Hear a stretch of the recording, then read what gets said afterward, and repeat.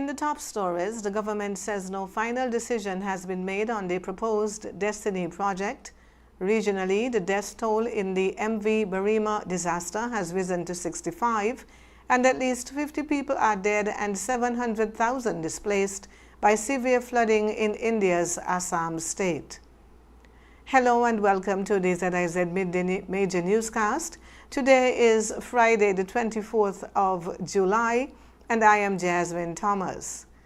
Locally, the government has issued an update on the proposed Destiny project in Nevis, confirming that no final decision has yet been made.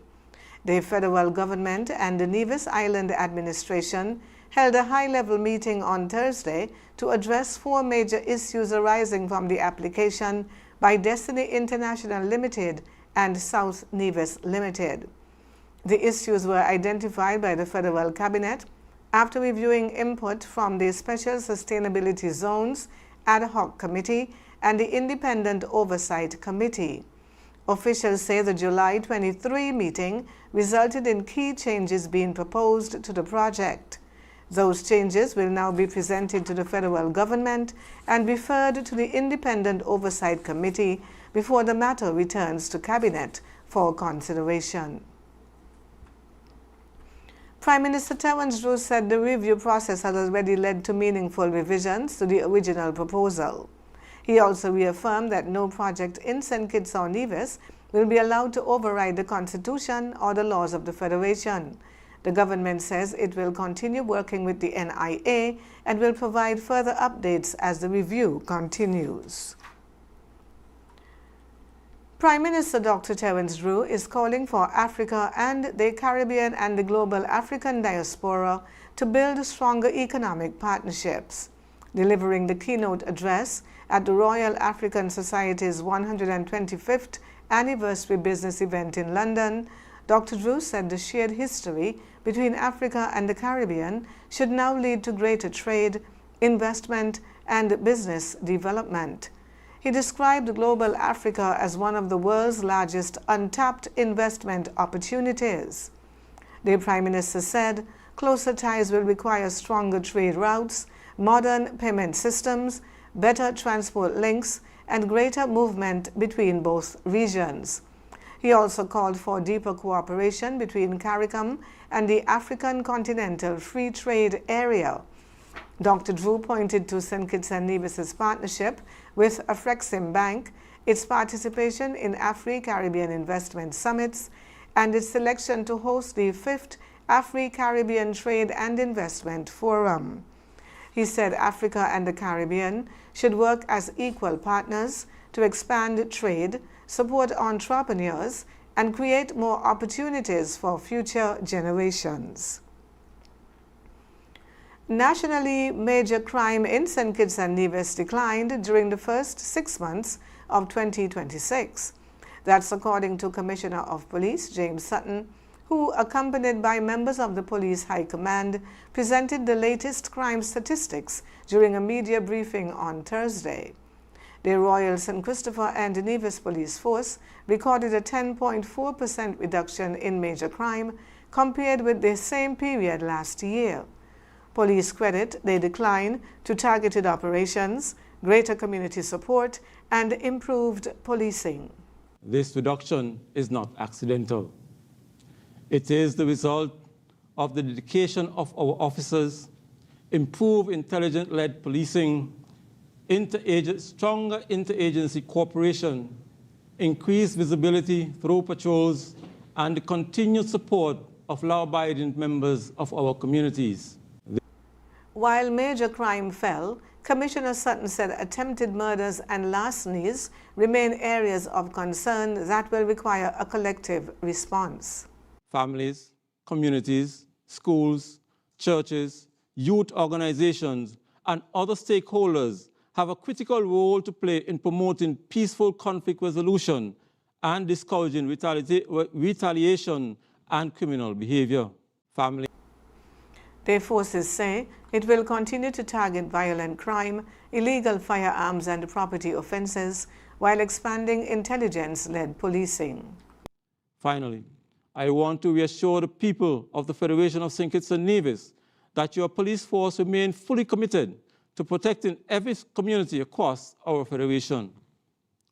While we are encouraged by the progress reflected in these statistics, we are not complacent. Every murder, every robbery, every assault, and every victim matters. Our objective is not simply to reduce, our objective is simply not to reduce statistics. Our objective is to build safer communities where every citizen and visitor can live, work, raise their families, and conduct business without fear. Together, through partnership, vigilance, and shared responsibility, I am confident that we will continue to make St. Kitts and Nevis one of the safest communities in the Caribbean. Commissioner of Police James Sutton. On the regional scene, search and recovery operations following the MV Bereimma disaster have expanded, with teams from Trinidad and Tobago and Brazil now supporting the Guyana-led effort. The Trinidad and Tobago Coast Guard and the Brazilian Navy are assisting with diving missions and other specialized operations at the site of the capsized vessel. Authorities say 19 vessels and 3 aircrafts are involved, while smaller boats continue searching inland waterways for any remaining passengers. 3 more bodies have been recovered, bringing the death toll to 65. 44 victims have so far been identified, while 23 bodies have been released to their families. The number of survivors remain at 76. Meanwhile, technical teams are assessing the safest way to right the MV Bereimma and give divers greater access to the vessel. As the recovery efforts continue, Guyana is observing 3 days of national mourning declared by President Irfan Ali. Hundreds of people gathered in Georgetown on Wednesday evening for an interfaith service in memory of the victims. Additional services are planned in Port Kaituma and Mabaruma. A Jamaican flight attendant employed by Southwest Airlines was detained by U.S. Immigration and Customs Enforcement, or ICE, last week while on duty in Tennessee. Lorenzo Thompson was detained on the 14th of July at Nashville International Airport following a scheduled flight. According to the U.S. Department of Homeland Security, Thompson entered the United States legally in April 2021 on a visa that expired in October that year. The department alleges that he overstayed his visa and remained in the country. Thompson, who is reportedly seeking U.S. citizenship, will remain in ICE custody while his immigration case proceeds. A GoFundMe campaign launched to help cover his legal expenses said Thompson fled Jamaica in search of safety, has no criminal record, and has a pending asylum application. And at least 50 people are dead and 700,000 forced from their homes after days of heavy monsoon rain triggered widespread flooding in India's Assam state. The Brahmaputra River overflowed its banks, flooding villages, sweeping away homes, and forcing nearly 300,000 people into government-run relief camps. Officials say close to 900 villages are underwater, while more than 7,000 homes have lost electricity. Police disaster response teams and local volunteers are working to rescue stranded residents and deliver food and other essential supplies. Helicopters are also being used to drop relief items in areas that are difficult to reach. Experts say climate change is making South Asia's monsoon season more erratic, with shorter periods of intense rain increasing the risk of severe flooding. And the South African court has ordered a temporary halt to impeachment proceedings against President Cyril Ramaphosa. The case centers on more than $580,000 US in cash stolen from Ramaphosa's Fala Fala farm in 2020. Lawmakers began the impeachment process in June after a parliamentary report found that he had a case to answer over the handling of the theft. Questions have also been raised about the source of money, whether the foreign currency was properly declared, and why the theft was not immediately reported to police. Ramaphosa is challenging the parliamentary report and asked the court to pause the impeachment process until that review is completed. The Western Cape High Court agreed, although the impeachment committee can continue with other preparatory work.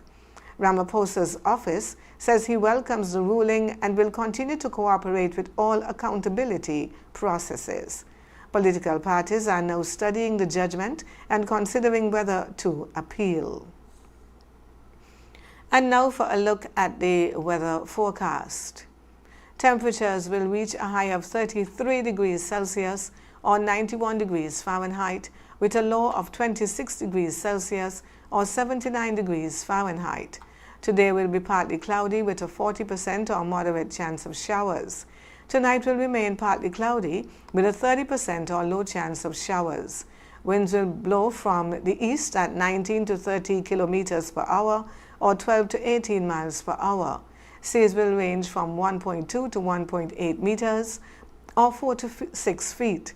Sunset today will be at approximately 6:47, while sunrise will be at around 5:48 tomorrow.